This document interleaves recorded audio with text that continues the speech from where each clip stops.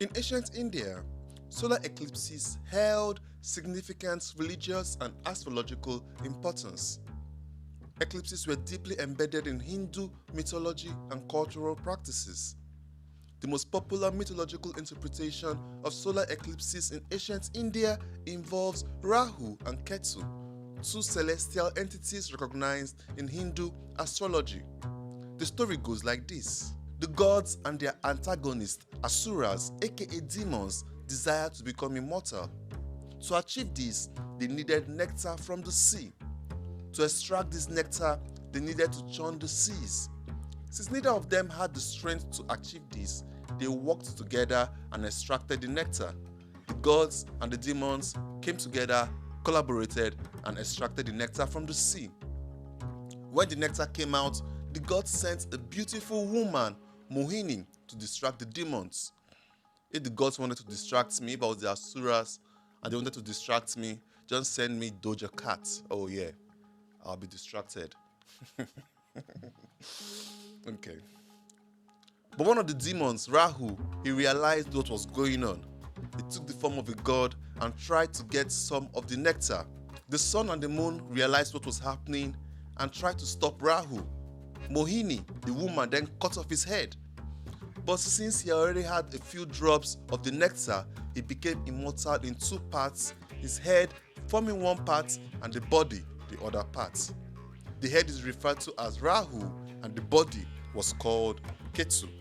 The now immortal Rahu became angered by this, and since then he has forever tried to take his revenge on the sun and the moon. In the original version of the story, solar eclipses occur when Rahu catches up with the sun, and lunar eclipses occur when Ketu catches up with the sun. In later versions, Ketu becomes a comet and it is only Rahu that causes eclipses. During a solar eclipse in ancient India, various rituals are observed like fasting. Many people fast during the period of an eclipse due to the belief that food cooked during an eclipse is tainted by negative energies. They also bath in holy rivers. After the eclipse, it is customary to take a bath in a holy river to purify oneself from the ill effects of the eclipse. The next culture on this list is Mesopotamia. In ancient Mesopotamia, solar eclipses were interpreted as dark signs. The Mesopotamians, particularly the Assyrians and Babylonians, had a sophisticated system of celestial omens, and eclipses played a significant part in this system. Woo! I killed that line. Eclipses were seen as messages from the gods. They signaled impending disasters or divine wrath. This could include anything from military defeats and political turmoil to natural disasters like famines and plagues. The Mesopotamians kept meticulous records of astronomical phenomena in a series of texts known as Enuma, Anu, and Lil. These texts catalogued omens and their supposed meanings based on observations of celestial events. And due to the perceived negative implications of solar eclipses, rituals were performed to protect the king and the state. This included public offerings, prayers, and incantations. There was also a practice of appointing a substitute king during an eclipse. The real king would step down temporarily and a commoner would take his place to bear any misfortune foretold by the eclipse. After the eclipse passed and the period of danger was deemed over, the substitute was often made to disappear, likely executed, and the legitimate king was reinstated. That's crazy. Commoners, for commoners. Okay.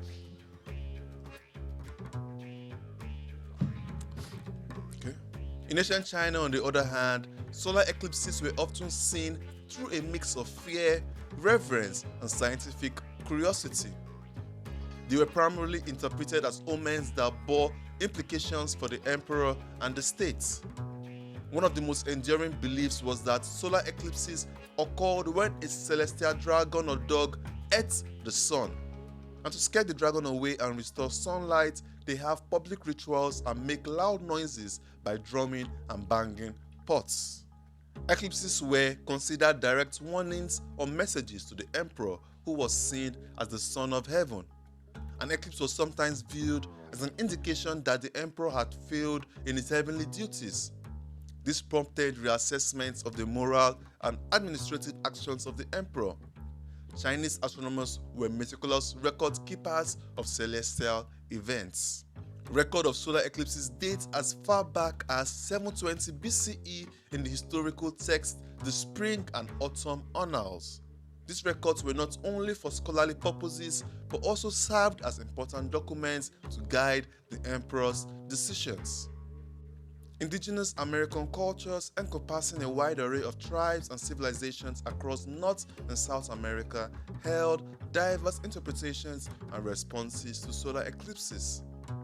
The Lakota, a Native American tribe and part of the Great Sioux Nation, saw a solar eclipse as a manifestation of the conflict between the sun and the moon. The Pomo tribe explained a solar eclipse as the sun being beaten by a bear. They told the story of a bear who, after arguing with the sun, beat it, causing the eclipse. As the bear continues walking in the sky, it eventually let the sun go, ending the eclipse. In Cherokee tradition, an eclipse was believed to be caused by a giant frog that swallowed the sun. To save the sun, the Cherokees would make noise and fire guns to scare the frog away. For the Aztecs, an eclipse was a terrifying omen of impending disaster, especially indicating the potential wrath of the gods. It was seen as a possible harbinger of war, famine, or the death of a ruler. Rituals including human sacrifices were performed to appease the gods and prevent disaster. The Inca believed that during an eclipse, a mythical jaguar attacked and ate the sun. They performed rituals during an eclipse to chase away the jaguar and ensure the sun's survival.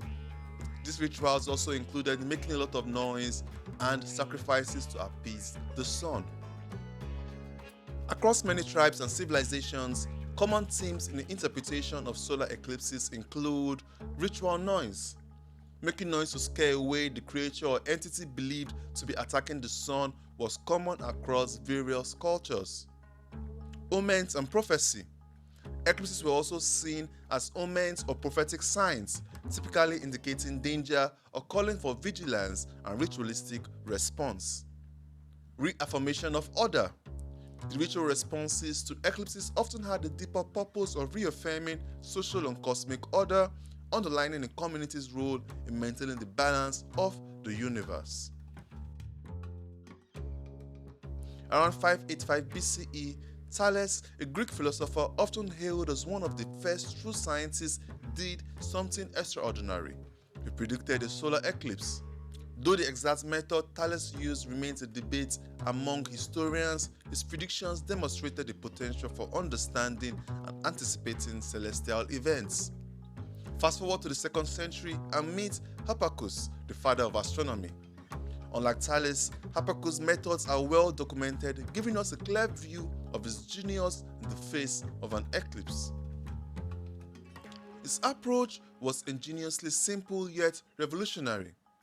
By precisely measuring the time it took for the Earth's shadow to cover the moon, he estimated the moon's size and distance. But Hipparchus didn't stop there.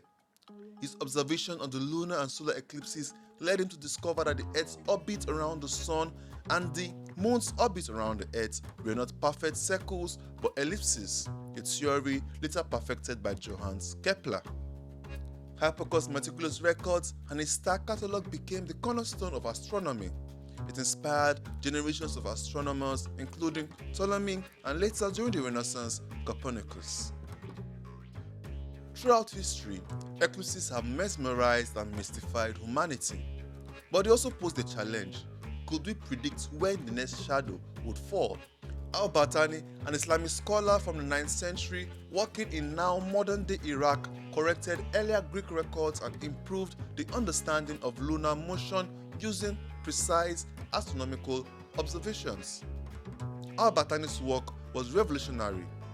His writing, particularly his Kitab az-Zij, would later become influential text in both the Islamic world and medieval Europe. But the touch of knowledge didn't stop there. Enter Al-Zakali, known in the West as Azakel. He was an Andalusian astronomer whose work in the 11th century included the Toledan tables. These astronomical tables improved predictions of solar and lunar eclipses. Al-Zakali's tables were so precise that they were used for centuries afterward, making their way across continents, influencing European astronomers like Copernicus. As these Islamic texts were translated into Latin, they ignited the Renaissance scientific minds. Astronomers like Johannes Kepler and Tycho Brahe took the baton, driven to solve the puzzle of predicting eclipses with even greater accuracy. Kepler, using Brahe's comprehensive observational data, formulated the laws of planetary motion, which not only explained how planets move but also greatly enhanced the precision of eclipse predictions. The fusion of Islamic knowledge and European innovation created a legacy that transcended borders. It showed that the pursuit of understanding our universe was a universal quest, unbound by the confines of any one culture. Throughout history, the sudden darkening of the sky during an eclipse has not only inspired awe and fear, but has also played a pivotal role in warfare. Eclipses have been viewed by many cultures as omens, and their timing has coincided with key moments in military history. Our first story takes us back to 585 BCE during the Battle of Halys, fought between the Lydians and the Medes.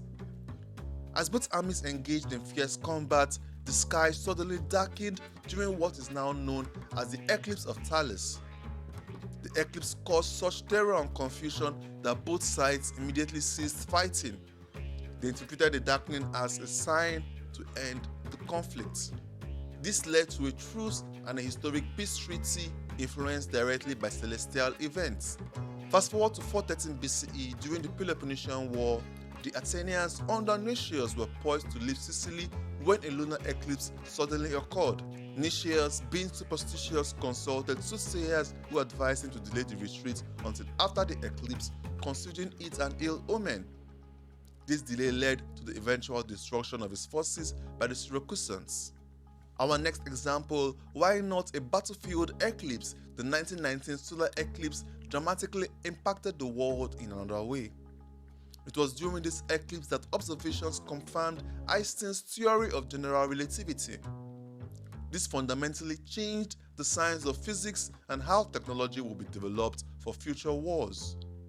As we journey through time and across cultures, it's clear that solar eclipses are not just celestial events.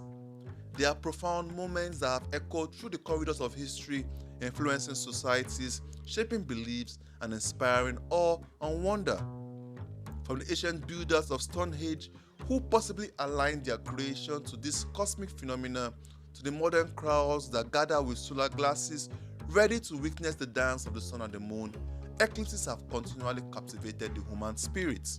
Throughout history, these moments of temporary darkness have been seen as powerful omens, bringing change, reflection, and renewal.